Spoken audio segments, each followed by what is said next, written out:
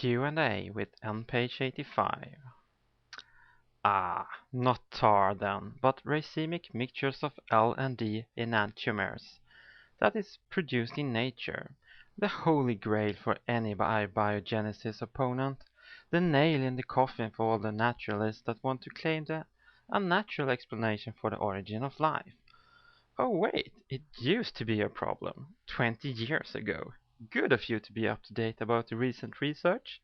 Well, evolution has been around for over 150 years, and you still don't understand that concept, so why would you understand any of this?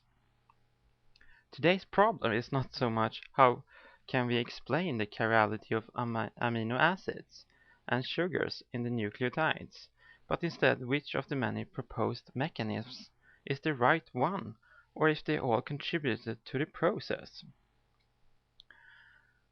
There are too many scientific articles dealing with this so-called chirality problem. I will just mention a few. One potential source of non-racemic enantiomers is space, where UV light would produce an excess of L-amino acids, while chemical evolution of early life could have come from meteorites. Enantiomeric excess of amino acids could have arisen in numerous places on the prebiotic Earth. Depending on the chirality of the crystal surface of calcite, could produce enantiomeric excess of alanine and aspartic acid. And the list goes on.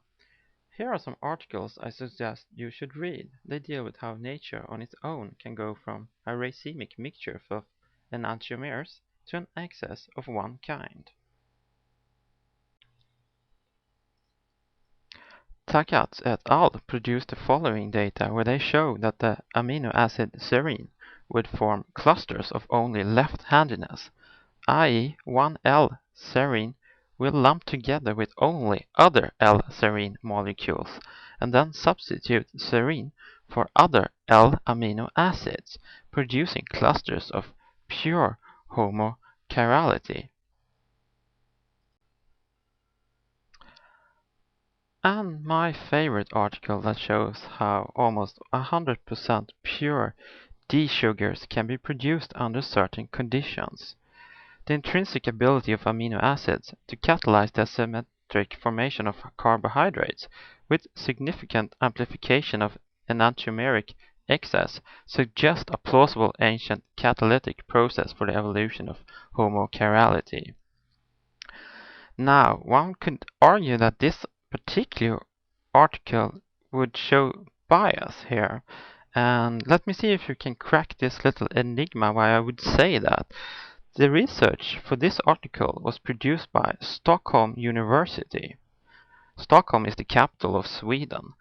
My first language is Swedish, and my real name isn't Simon. I'm gonna let you think about that. And when you crack this little enigma, maybe you will be hesitant to discuss chirality with me any further, but we'll see about that. So you see, this so-called chirality problem is not a big problem for abiogenesis at all. We have many plausible explanations, and nature displays a wide array of different mechanisms that results in a bias to produce amino acids and sugars of a particular handiness. It is also worth mentioning that several bacteria today utilize right-handed amino acids as well. We could argue all the scientific data back and forth, but I feel that would be pointless as most of it would go over your head. So instead, let's just disregard all the scientific data for how the chirality could have occurred and pretend that we have a racemic mixtures of amino acids and do your little coin flipping problem and calculate the probabilities. Cavalier-Smith suggests that the first self-replicator may have had 8 or fewer types of amino acids. So that would be 1/2 to the 8th power would result in a chance of having 8 L-amino acids to be 0.004%. Not that impressive. So, but let's say we take a very small number of amino acids,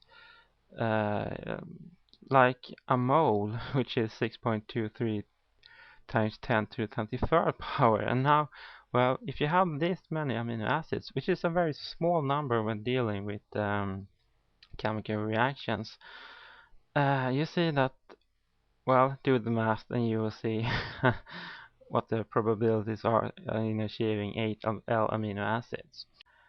Now, I would like to ask you some questions, and I would really like you to answer them, since many of the following questions are things that you have failed to answer or give a clear answer to during this rather tiresome debate. Question 1. Do you still claim that it is impossible for DNA to self-replicate without any enzymes? Question 2. Do you understand that the force holding two oligonucleotide strands together is known as hydrogen bonds? Question 3. Do you understand that the force holding two DNA strands together is known as hydrogen bonds? Question 4. Do you understand that the energy needed to break hydrogen bonds is directly proportional to the number of hydrogen bonds present?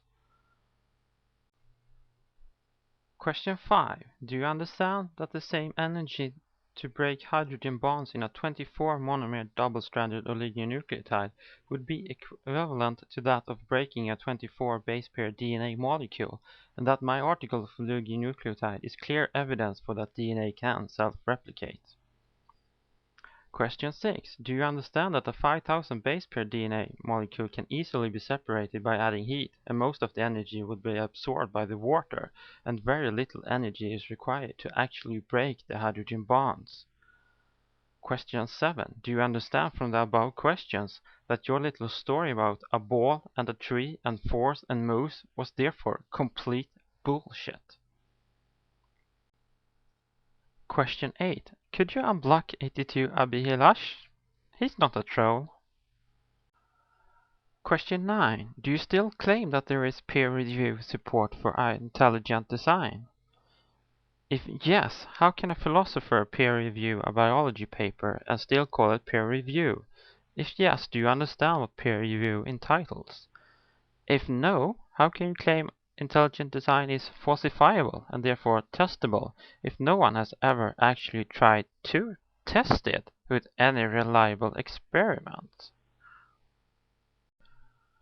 Question 10. Would it not have been logical for you, while talking about bad chemicals that can enter the microspheres, to put in the annotation boxes explaining what the bad chemicals were, that is wrong chirality, instead of tar, which would have an impact on the yield and not the actual content of the microspheres?